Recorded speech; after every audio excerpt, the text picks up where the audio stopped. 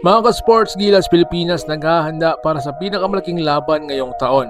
Ang FIBA Qualifiers laban sa dalawang malalakas na bansa sa Oceania na kung saan ang Australia at New Zealand. At ngayon pinag-uusapan ng mga fans ang posibleng tall line-up daw ng Gilas na pwedeng magbigay ng malaking problema sa kalaban. Pinangunahan ito ni Benny Botwright, Kai Sotto, Junmar Fajardo at siyempre si Jordan Clarkson bilang main playmaker. Kung ganito kalaki at kalakas ang line-up, ibang klaseng laban ito. Kung trip mo pong ganitong content, pa-iwan ng follow at pa-subscribe na din. Tara, simulan na natin. Alam naman natin si Coach Tim Cone ay isang eksperto pagdating sa kanyang triangle offense. Isang sistema na nakatutok sa spacing, ball movement at decision making ng mga player. Sa sistema niyang yan, kailangan mo ng isang matangkad na forward o big man na marunong magbasa ng depensa, may shooting range at pwedeng maging second option kapag nag-collapse ang depensa. Mga ka-sports, dyan babagay po si Benny Botwright. May taas na 6'10", stretch big na kayang pumukol mula sa labas, marunong mag-post up at magbasa ng double team,